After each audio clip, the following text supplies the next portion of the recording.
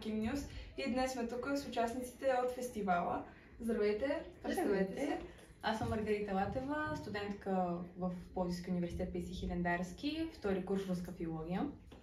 Здрасти, приятно ми е. Не ме също. Какво ще играете днес? Ще представяме произведението Евгений Онегин на великият Александър Сергеевич на сцена и любовните писма на Татяна Онегин. Страхотно. Притеснявате ли се за вашето участие? Изобщо. Благодаря. Свои води сме тук. Здравейте, разбрах, че вие ще играете Евгений Онегин. Какви са вашите очаквания за тази роля? Моите очаквания са позитивни. Мисля, че много добре ще се справим всички.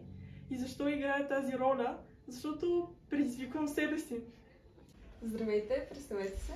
Здравейте, аз съм Красимира Динева от втори курс руска филология, Пловдивския университет. А какво ще играете днес? Днес ще представим Евгений Онегин на велики Александър Сергеевич Пушкин. Аз съм Татяна Ларина. Страхотно. Коя е най-забавната репетиция, която сте имали по тази пиеса? Трудно е да определим най-забавната от всичките ни репетиции. Всичките репетиции са изключително забавни. Важното е да се види резултат от тях. Здравейте, представете се. Здравейте, аз съм Стефания Стоянова, втора година руска филология в Пловдивския университет. Каква роля играете днес?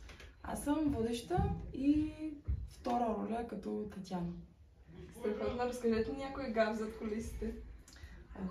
Любимия ми гаф е когато оригиналната Татяна просто падна и се заплете в завески.